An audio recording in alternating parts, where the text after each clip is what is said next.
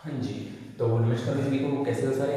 उम्मीद करूँगा सब बढ़िया होंगे, स्वस्थ होंगे, मस्त होंगे। जैसा कि आप सभी को पता ही है, हमारी सीरीज चल रही है 11th-12th की बायोलॉजी, जिसमें हमने 5 चैप्टर 11th क्लास के कंप्लीट कर लिए हैं। आज अपने शुरू करने जा रहे हैं 6वां चैप्टर या अध्याय 6। अध्याय का नाम है पुष्पी पादपों का शरीर। अब देखो, पुष्पी पादपों के शरीर में हम मुख्यतः क्या पढ़ेंगे। किसी भी शरीर का निर्माण कहाँ से होता है? कोशिका से। कोशिका मिलकर क्या बनाती है? कोशिका मिलकर बनाती है ऊतक। तो हम मुख्यतः ऊतक के बारे में पढ़ेंगे पहले कि ऊतक क्या होती है। ठीक है, क्या पढ़ेंगे? ऊतक के बारे में। करते हैं शुरू। आप बड़े प्राणियों, पादप तथा जंतु दोनों में रचनात्मक समानता तथा बाह्य आकारिकी में विभिन्नता देख सकते हैं। आप देखोगे कि आप चाहे जंतु को देख लो, चाहे पादप को देख लो, आप पहले मानव को देख लो। मानव देखने में सभी एक जैसे लगते हैं, लेकिन उनका शरीर में मतलब जैसे सभी के 2 आंखें हैं, 2 पैर हैं, 2 हाथ हैं, इस प्रकार से सारी चीजें समान है, लेकिन फिर भी उनमें विभिन्नताएं पाई जाती हैं। ठीक है, इस प्रकार जब हम भीतरी रचना का अध्ययन करते हैं तब हमें बहुत सी समानताओं तथा विभिन्नताओं का पता चलता है, क्योंकि उनके अंदर बहुत सी समानताएं होती हैं, बहुत सी विभिन्नताएं होती हैं। इस अध्याय में हम उच्च पौधों की भीतरी रचनात्मक और कार्यात्मक संरचनाओं के विषय में पढ़ेंगे। इस चैप्टर में हम पढ़ेंगे जो बड़े पौधे हैं, यानी कि एंजियोस्पर्म या पुष्पी पादप होंगे, उनके बाहरी आकारिकी, शरीर के बाहर की संरचना और शरीर के अंदर की संरचना को विस्तृत अध्ययन करेंगे। ठीक है, पौधों की भीतरी संरचना के अध्ययन को शरीर कहते हैं। और पौधों में कोशिका आधारभूत इकाई होती है। कोशिकाएं ऊतकों में और ऊतक अंगों में संगठित होती हैं। कोशिकाएं मिलकर ऊतक बनाती हैं, ऊतक मिलकर अंग बनाते हैं। पौधे के विभिन्न अंगों की भीतरी संरचना में अंतर होता है। एंजियोस्पर्म में ही एक बीजपत्री शायद द्विबीजपत्री से भिन्न होती है। ठीक है, इसके बारे में हम देखेंगे। पहले ऊतक। ऊतक को बोलते हैं टिश्यू। क्या बोलते हैं? टिश्यू। ऊतक ऊतक क्या होता है? तो ऊतक कोशिकाओं पे एक ऐसा वर्ग है जिसका उद्भव एक ही होता है और उसके कार्य भी प्राय समान होते हैं, यानी कि एक जैसी कोशिकाएं होती हैं और कार्य भी क्या होता है? समान होता है। पौधों में विभिन्न प्रकार के ऊतक होते हैं। ऊतक को 2 प्रमुख वर्ग विभक्त की मेरिस्टेम तथा स्थायी ऊतक होते हैं। तो जो ऊतक है उसको 2 भागों में बांटा गया है। कौन से? एक तो विभज्योतकी ऊतक और स्थायी ऊतक। इसको 2 भागों में बांटा गया है। किसके? पौधों के ऊतकों को। तो पौधे में ऊतक होते हैं बहुत सारे। तो ऊतक को अभी 2 भागों में, एक प्रकार के ऊतक होते हैं विभज्योतकी ऊतक और दूसरे प्रकार के ऊतक होते हैं स्थायी ऊतक।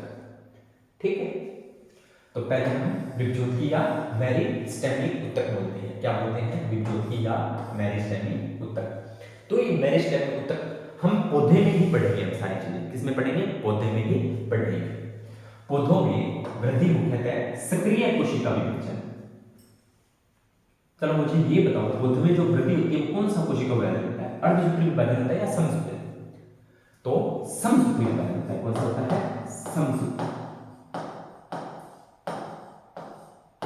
तो अब विभाजन कैसा होगा? सक्रिय कोशिका विभाजन वाले विशिष्ट क्षेत्रों तक ही सीमित होती है, यानी कि पौधे संपूर्ण सारा का सारा पौधा वृद्धि नहीं करता, उसके कुछ विशेष क्षेत्र ही होते हैं जिसमें मेरिस्टेम या विभज्योतकी ऊतक पाए जाते हैं और उन्हीं ऊतकों में कोशिका विभाजन कर वो ही आगे वृद्धि करवाते हैं। और इस क्षेत्र को क्या कहते हैं? मेरिस्टेमिक क्षेत्र कहते हैं। पौधे में विभिन्न प्रकार के मेरिस्टेम होते हैं, जो मेरिस्टेम मूल तथा तने के शीर्ष पर होते हैं। तो ये कहां पर पाए जाते हैं मेरिस्टेमिक क्षेत्र पौधे में?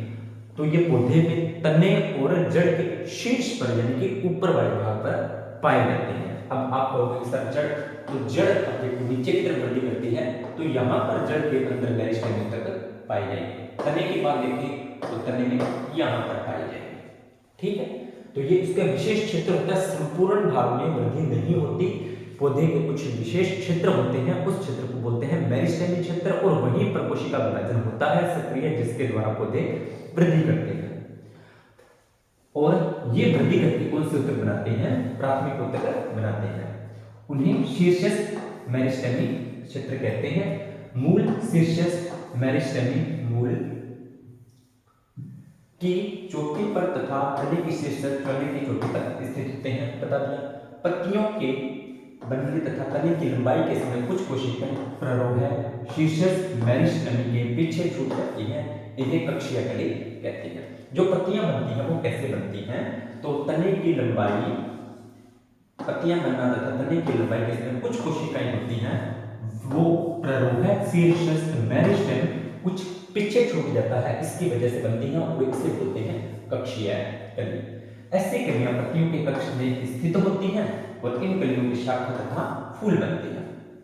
जब मेरिस्टेम स्थायी ऊतकों के बीच है तब उन्हें अंतर्वशी मेरिस्टेम कहते हैं। जब मेरिस्टेम और स्थायी ऊतकों के बीच कुछ ऊतक होते हैं तो उनको बोलते हैं अंतर्वशी मेरिस्टेमी ऊतक। ये घास में होते हैं तथा शाकाहारी द्वारा खाए गए भाग को पुनर्जीवित करते हैं।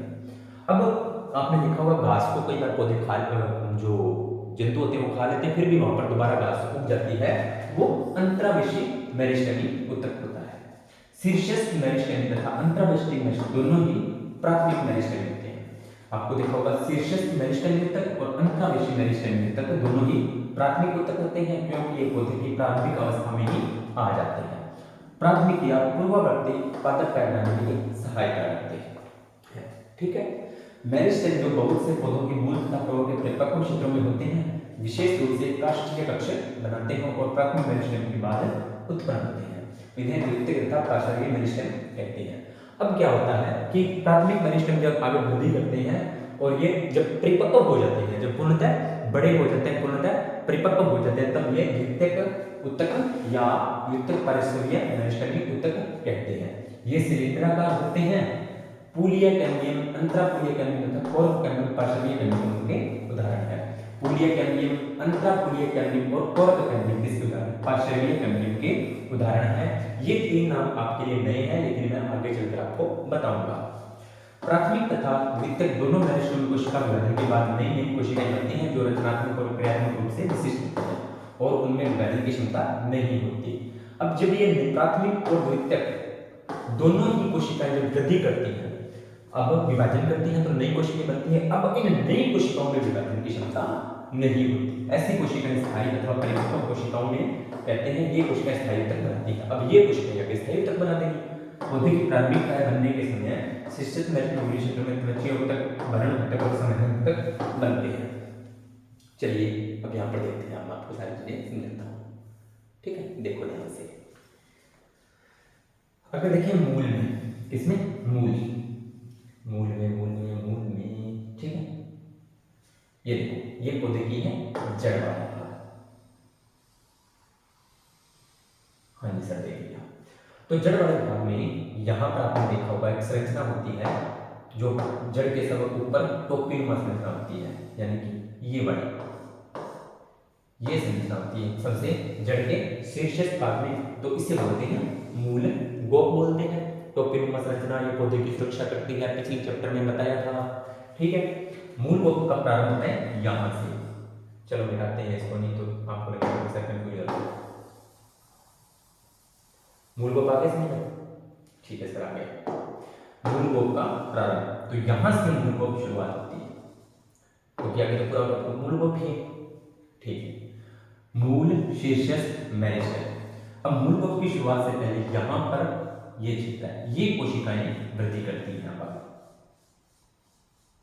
ठीक है, मूल शीर्षस्थ मेरिस्टेम ऊतक। बलकुट का केंद्रीय सिलिंडराकार का प्रारंभ। अब ये आगे वृद्धि करती हैं और इस प्रकार से कोशिकाएं आगे बनाती हैं, जो बलकुट तथा केंद्रीय सिलिंडराकार का प्रारंभ होता है। ये होता है प्रोटोडर्म, ये होता है अंदर वाला भाग बलकुट, ये केंद्रीय सिलिंडराकार। इस प्रकार से कोशिकाएं वृद्धि करती हैं। ठीक है, इसमें देखें तो ये पत्ती तक आधक, ये प्ररोह है, शीर्ष मेरिस्टेमी क्षेत्र होता है, ये कक्षीय कली होती है और ये विभेदी वाहिका ऊतक होता है। ठीक है, इस क्लास को देखने से पहले ऊतक बड़ा, पादप ऊतक बड़ा चैप्टर पूरा हो चुका है, उसको देख के आइए, फिर आपको सारी चीजें समझ में आ जाएंगी। ठीक है, कल हम बात करेंगे स्थायी ऊतक के बारे में, तो यहाँ तक पढ़ लेना भाई, उसके बाद में आगे बात करेंगे। मिलते हैं नेक्स्ट वीडियो और नए टॉपिक के साथ, इसी टॉपिक को कंटिन्यू करेंगे। तब तक आप सभी का धन्यवाद।